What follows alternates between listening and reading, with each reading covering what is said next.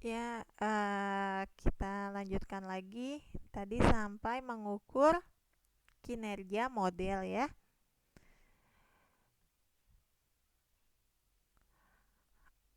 Apakah model sudah baik atau belum? Kita uji pakai data set yang keseluruhan data setnya itu bagaimana? Ini misalnya keseluruhan dataset ya. 80%-nya dipakai training dataset, sebesar 20%-nya kita pakai untuk ngetes ya, tes data set. Tapi di sini nggak ada model yang selalu sukses melakukan generalisasi. Melakukan generalisasi dengan akurat gitu, akurasinya tinggi. Nah, kenapa? Karena adanya noise. Apa itu noise? Noise itu data yang bervariasi di luar kewajaran. Jadi data yang gak wajar kalau dibandingkan dengan data lain yang ada di dalam dataset yang sama. Kadang sih noise ini diakibatkan oleh apa gitu. Ya sebenarnya nggak bisa dijelaskan secara pasti. Tapi lebih sering si noise ini diakibatkan oleh kesalahan dalam pengukuran. Misalnya alat ukurnya belum dikalibrasi atau datanya tidak terekam dengan baik. Misalnya datanya hilang, terpotong atau nol atau datanya kosong. Bisa juga noise-nya dihasilkan oleh manusia. Misalnya ini survei, respondennya ngisi survei tapi nggak ngasih jawaban yang tepat gitu karena banyak faktor ya, entah dia itu salah baca, buru-buru atau udah lelah gitu. Jadi hasilnya tidak masuk akal jika dibandingkan dengan hasil survei yang dihasilkan oleh responden lain.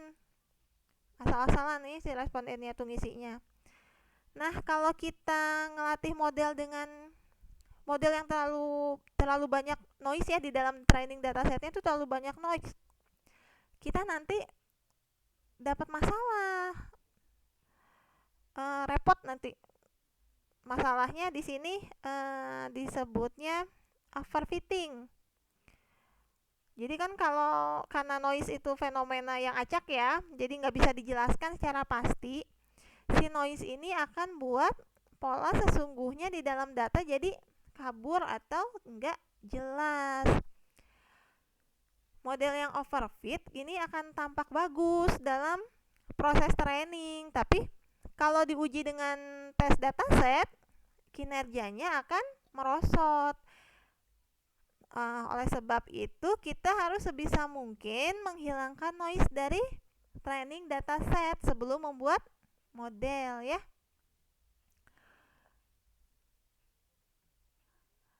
Next, ada yang namanya prediktif ya. Sekarang kita masuk ke bagian prediktif model. Prediction atau prediksi itu artinya adalah perkiraan ya. Kita mengira-ngira apa yang akan terjadi di masa depan gitu. Misalnya laba perusahaan bulan depan berapa ya gitu. Jadi perkiraan dengan dilakukan secara matematis ya, pasti bukan dengan ilmu gaib nih. Prediksinya bisa didapat dari pengetahuan dan pengalaman di masa lalu. Misal, jika ingin memprediksi nih, gimana ya cuaca esok hari gitu. Apa berawan, apa akan hujan, badai gitu misalnya ya. Di sebuah kota gitu, di Cimahi misalnya. Maka kita harus dapatkan data iklim sama pola cuaca di Cimahi untuk tahun-tahun sebelumnya. Kalau kita mau memperkirakan berapa laba perusahaan di bulan depan, berarti kita harus punya data-data penjualan dan pengeluaran perusahaan di masa sebelumnya, karena ini yang kita pakai sebagai dasar membuat prediksi. Data-data ini yang kita sebut prediktor. Mirip dengan prediksi, ada lagi namanya estimasi. Estimasi kalau kita mau buat perkiraan apa yang akan telah terjadi ya, kita lakukan estimasi. Contohnya, estimasi berapa tinggi badan seseorang gitu. Estimasi berapa jarak yang ditempuh oleh sebuah kendaraan, itu estimasi.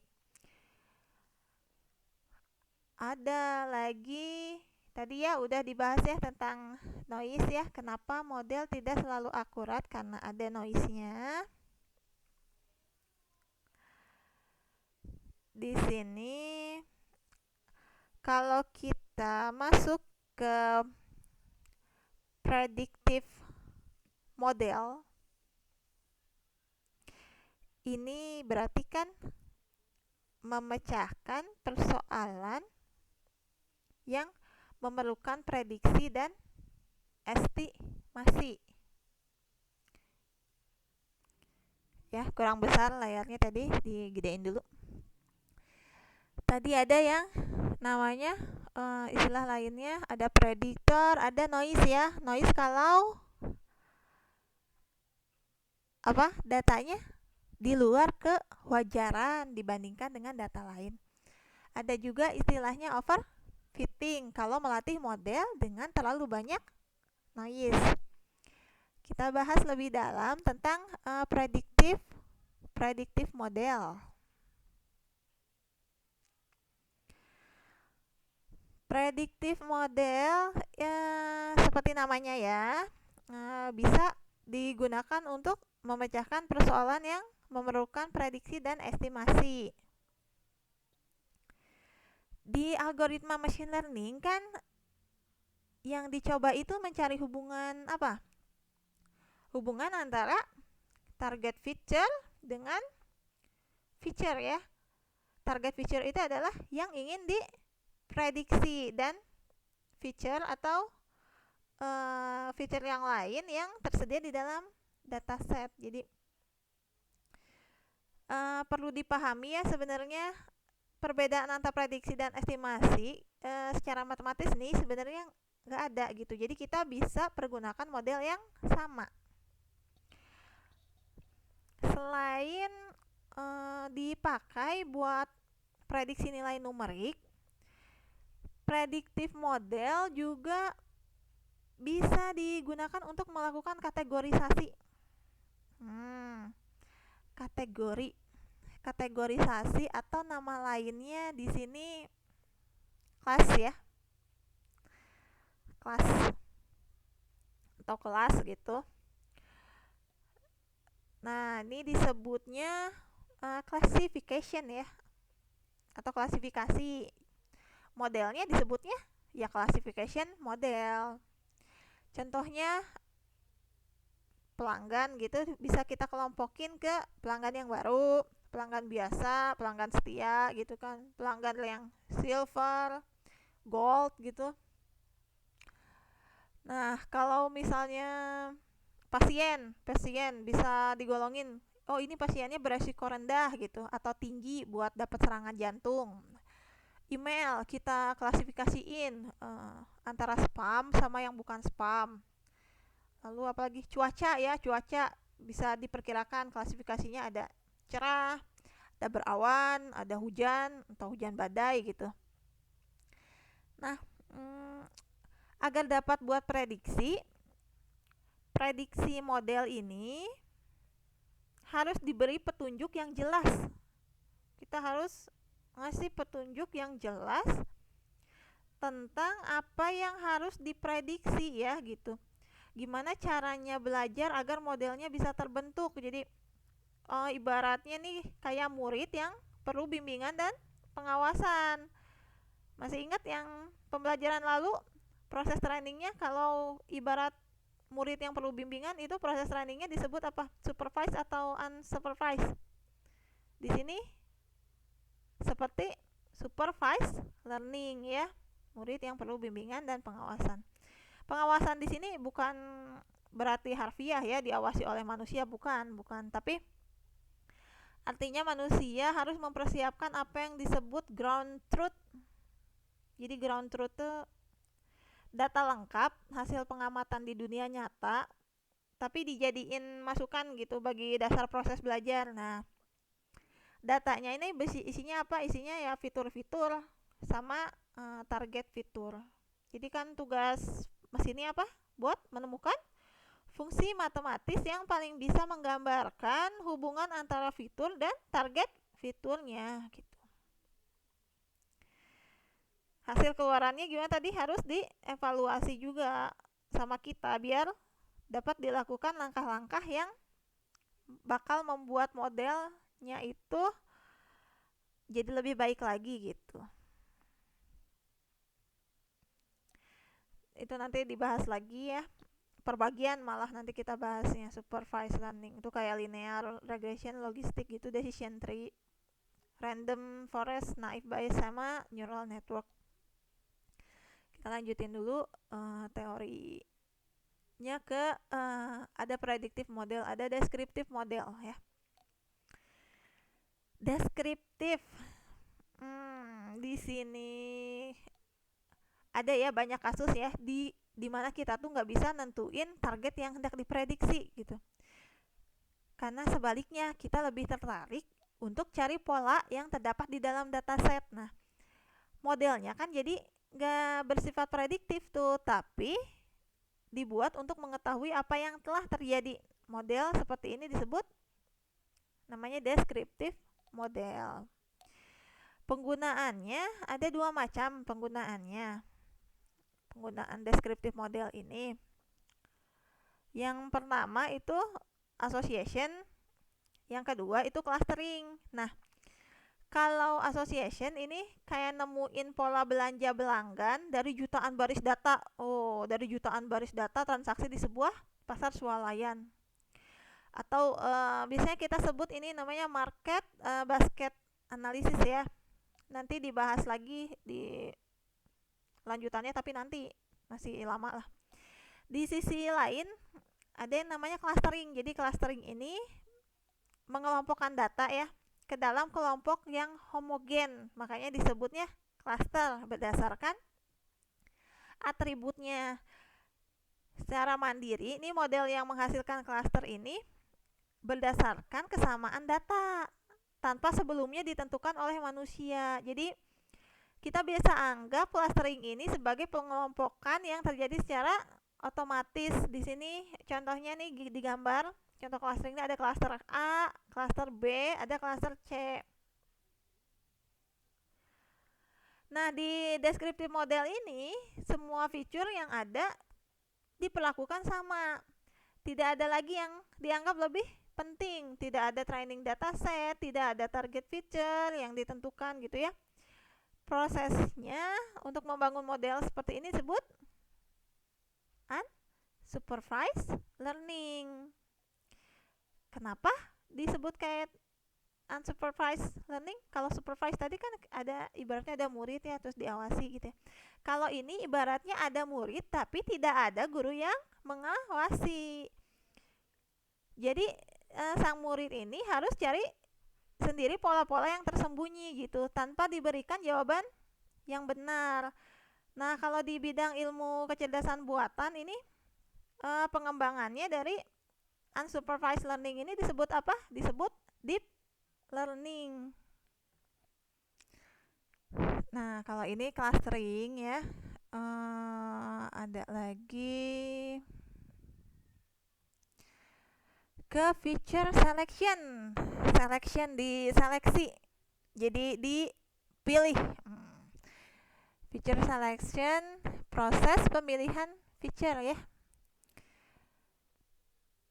Nah, kalau diceritain nih, kan sepanjang perjalanan proses buat model ya, kita tuh nggak bisa mulai dengan semua fitur yang ada di dataset. Jadi ada iterasi selanjutnya kita bakal menjumpai kenyataan bahwa nggak semua fitur tuh bisa memberikan kontribusi yang nyata gitu pada akurasi target fitur. Nggak jarang nih di awal proses pembuatan model kita punya puluhan sampai ratusan fitur ya di dalam dataset, tapi akhirnya kita nemuin tuh cuman 10 atau bahkan kurang yang benar-benar bermanfaat buat pembuatan model kita. Nah, fitur yang tidak bermanfaat ini harus dipilih ya untuk dibuang agar akurasi model jadi lebih baik dengan volume data yang lebih kecil. Fitur yang lebih sedikit juga lebih menguntungkan karena kompleksitas model bisa dibatasi. Jadi kerja model lebih mudah dijelaskan.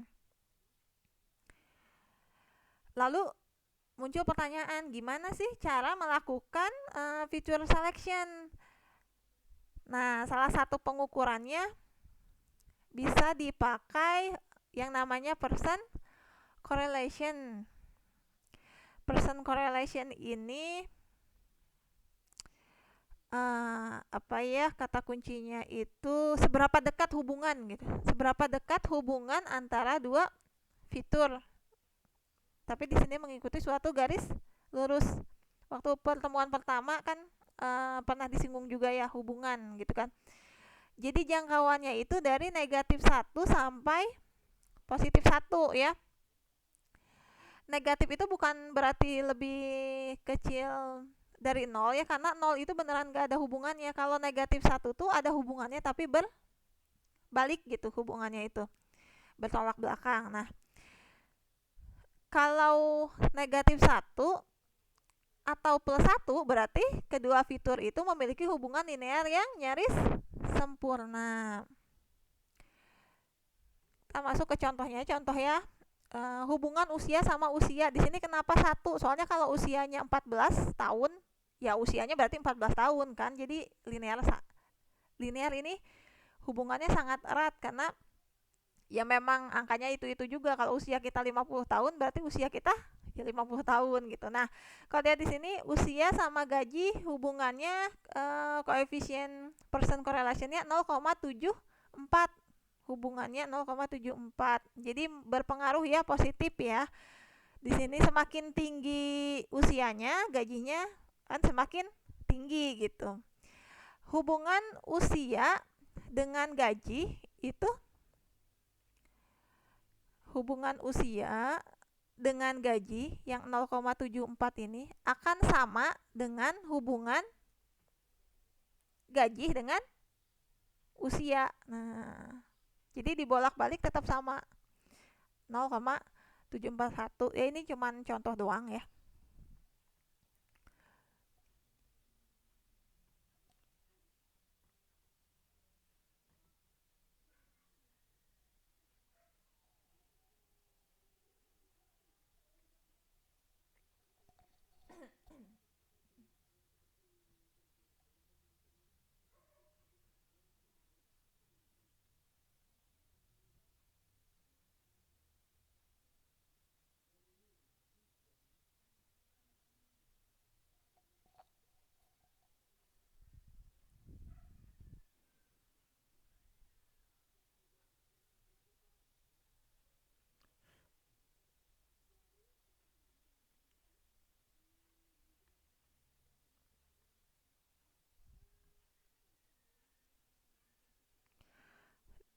Contoh person correlation. Sekarang kita lanjutkan ke pembuatan model machine learning. Ada apa aja ya langkahnya, lumayan banyak ya.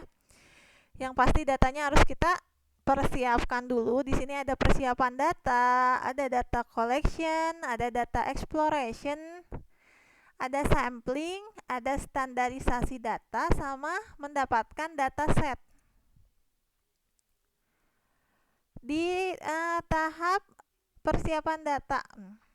Jadi dalam pembuatan model machine learning ya, kualitas training dataset kan sangat berpengaruh ya terhadap kualitas model. Jadi ibaratnya masakan nih, bahan dasar masakan tuh sangat berpengaruh ya nggak terhadap cita rasa makanan. Nah, data yang kosong ini nilai yang keliru gitu atau ketidakwajaran kecil aja gitu dalam training dataset dapat bikin model yang kita hasilkan nanti jadi buruk kinerjanya. Jadi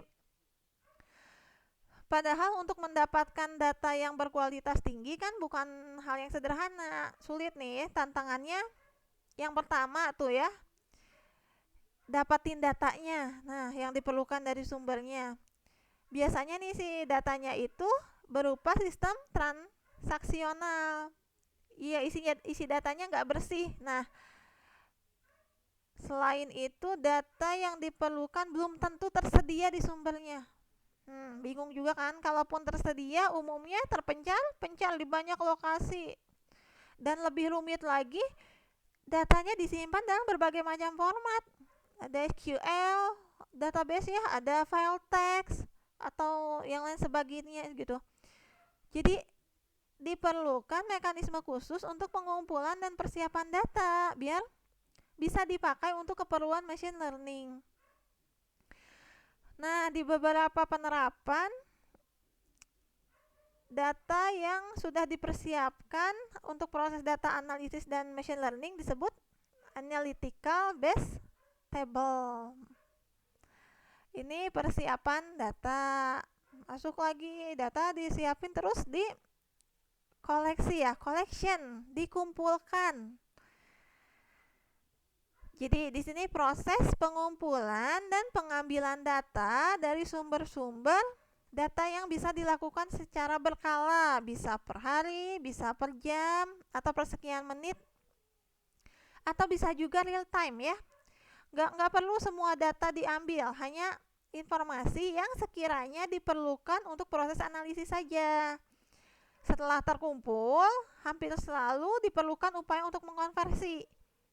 Kita bersihin, kita hilangkan elemen data yang duplikat, tidak konsisten atau isinya bermasalah.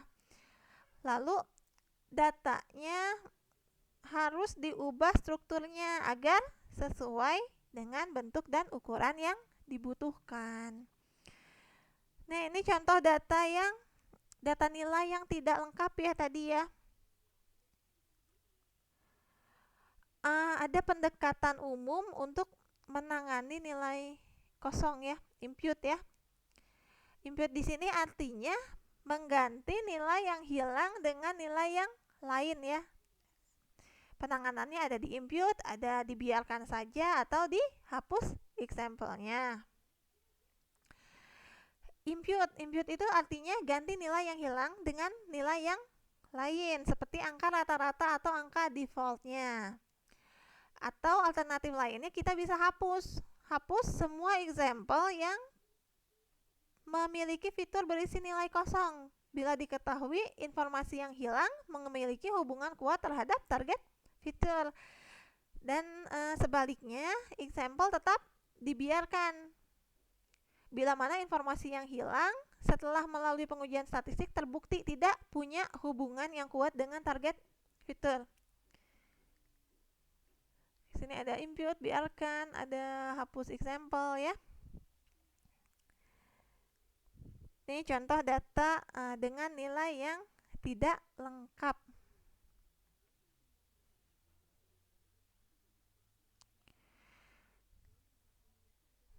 Tadi data yang contoh transformasinya bisa dilihat lagi ya ini ya. Dibuang data duplikatnya, dibuang data yang kosong, buang data yang keliru, gabungin data ke dalam satu tabel atau buat data turunan hasil perhitungan, transformasi format sama struktur tabel dan melihat profil data secara keseluruhan dengan cara visual. Nah, ini kalau ngubah struktur sesuai dengan bentuk dan ukurannya, itu kita perlu ya di algoritma machine learning yang dituju. Nah, kerjaannya ini biasanya dilakuinnya oleh data engineer ya. Jadi spesialis, dia mengerti gimana sih metode transformasi data ke bentuk yang bisa dipakai gitu oleh data scientist.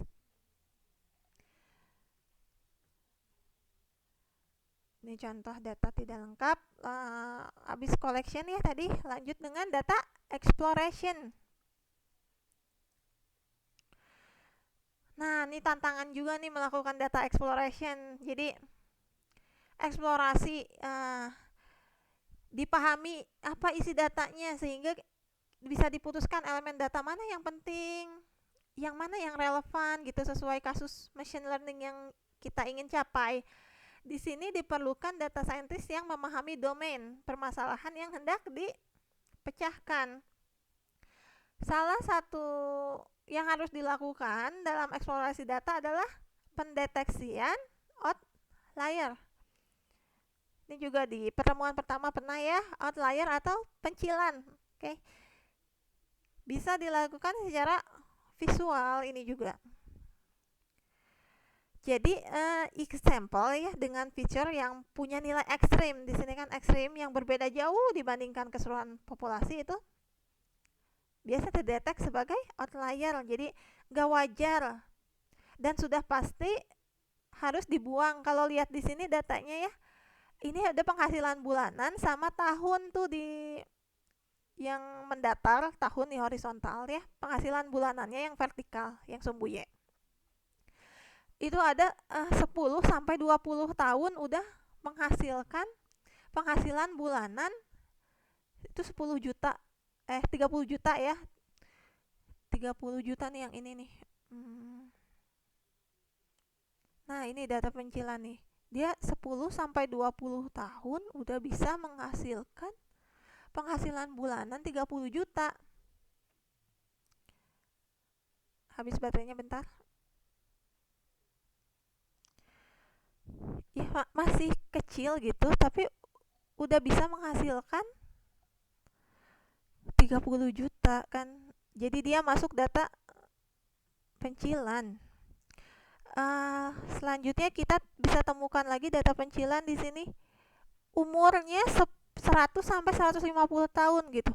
Padahal 100 sampai 150 kan udah tua banget, tapi masih punya penghasilan bulanan setengahnya ya, kita anggap nih 5 juta per bulan. Nah, ini juga termasuk data outlier. Jadi bisa dikatakan ini datanya ekstrim ya. Ekstrim, gak wajar kan? Ya. Jadi bisa aja gitu. Emang gak sah masa ada seorang penduduk yang tercatat berumur 150 tahun gitu. Atau pengusaha muda banget, tadi 10 sampai 20 tahun, penghasilan bulanannya 30 juta. Jauh banget dari rata-rata orang seusianya ya. Nah, pendeteksiannya ini namanya dalam bentuk visual, namanya histogram. Jadi menunjukkan sebaran data berdasarkan frekuensi kemunculannya ya. Kalau di organisasi perusahaan besar nih udah jadi praktek umum. Jadi tiap macam data itu disimpan di sistem informasi yang sudah dilengkapi dengan data dictionary. Jadi didokumentasikan yang jelasin isi data beserta artinya. Jadi data scientist nanti bisa menemukan fitur apa aja yang potensial bisa didapat dari setiap sumber data. Nah, proses di atas tuh sulit atau tidak dapat diotomasi ya, karena butuh keterampilan. Dalam prakteknya itu sebagian besar waktu dan tenaga akan dihabiskan di sisi eksplorasi. Nah, bagian sini persiapan dan dokumentasi data.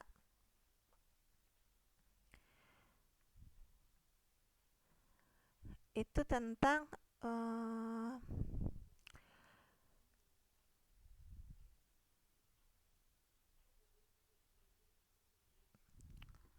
data dictionary ya, outlier ya, ini ya.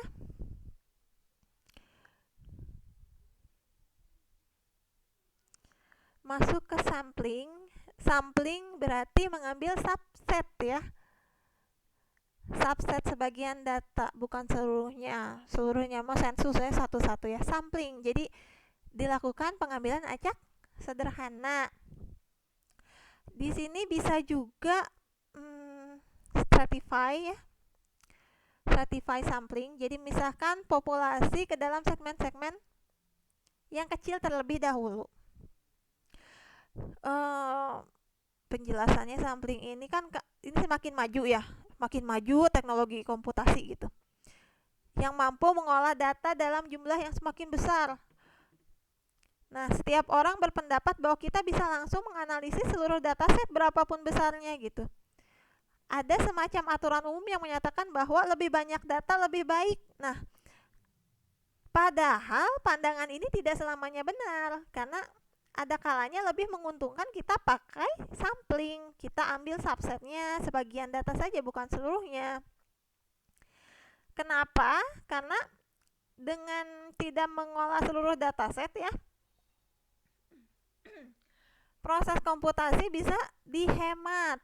Waktu prosesnya itu jadi lebih singkat. Tapi harus memenuhi syarat pastinya. Syarat sampling yang baik, yaitu data yang diambil harus bisa mewakili keseluruhan populasi atau namanya representatif. Sampling kita lakukan secara acak. Banyak data sampling yang diperlukan berapa? Sebenarnya tidak ada aturan baku ya, banyaknya data sampling yang diperlukan. Jadi bisa aja 10% sampel sudah cukup mewakili. Jadi yang penting kita harus menghindari sampling bias. Jadi sampelnya cuma condong ke satu gitu, ke satu atau beberapa kelompok populasi aja. Jadi nanti kita bikin kesimpulannya itu kebawa ke kesimpulan yang nggak benar kalau misalnya bias.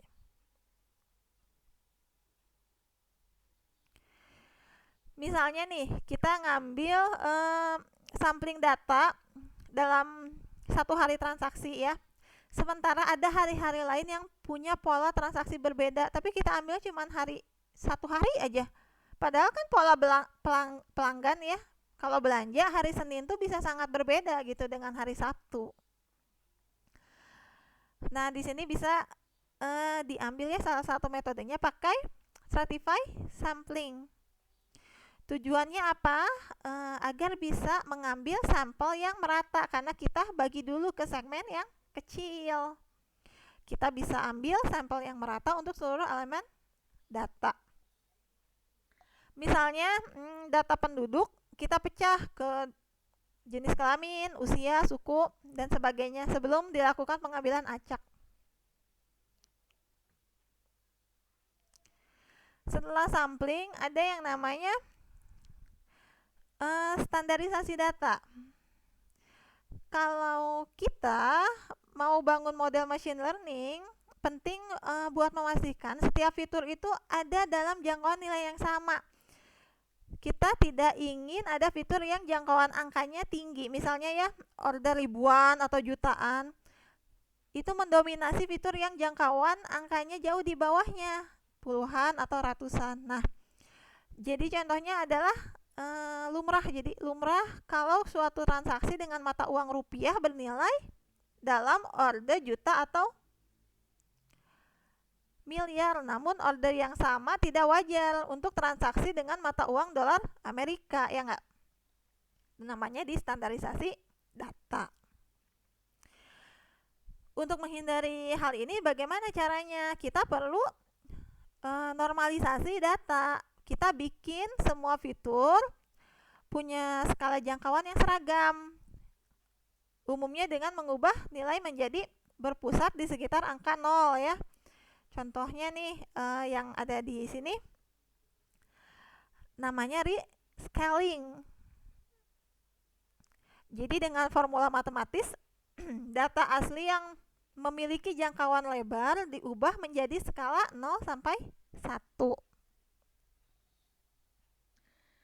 Ada kalanya juga karena dataset ini isinya fitur yang sangat beragam, perlu diolah jadi kelompok kecil dengan teknik yang disebut binning.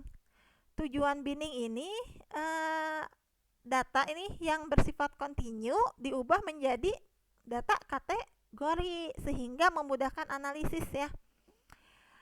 Binning ini manfaatnya buat mencegah model jadi overfit. yaitu hanya bekerja baik bila dihadapkan dengan training dataset aja. Yang tadi overfit, dia bekerjanya baik, tapi kalau dengan training dataset aja, kalau dataset yang lain enggak gitu, begitu Tias. Nah, manfaat lainnya adalah jumlah data yang harus diproses jadi lebih kecil dan menghemat waktu komputasi.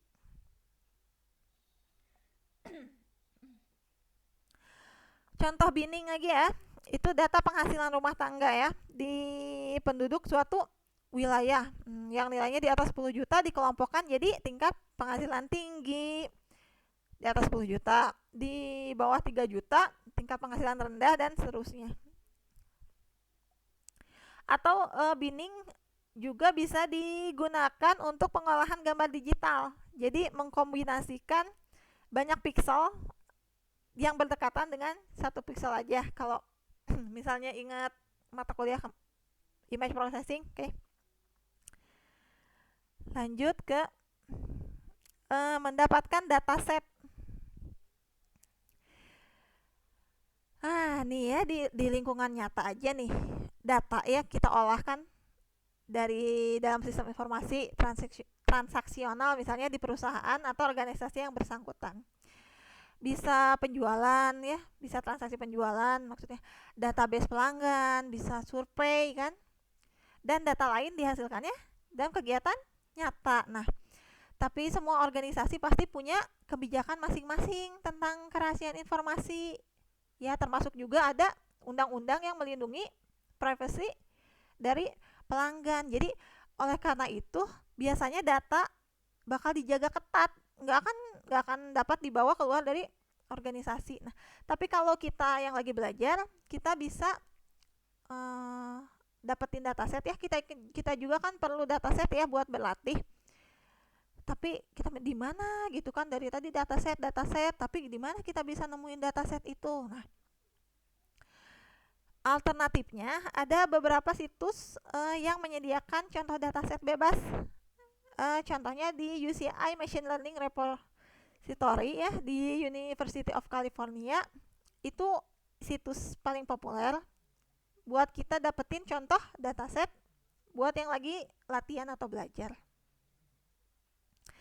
Nah, sebagai alat bantu pembelajaran, nanti juga kita pakai beragam dataset ya buat latihan dataset yang udah ada gitu, bukan nyata. Oke, sampai di sini dulu. Udah habis juga suaranya. Kita lanjutin lagi. Video lanjutannya mungkin ke Python ya, ke pemrograman Python dasar gitu. Tapi mungkin nunggu dulu suara pulih. Oke, kita lanjutin nanti ya. Terima kasih atas perhatiannya. Jangan lupa ditulis resume ya, seperti biasa dikumpulkan ya resume-nya. Oke, wassalamualaikum warahmatullahi wabarakatuh.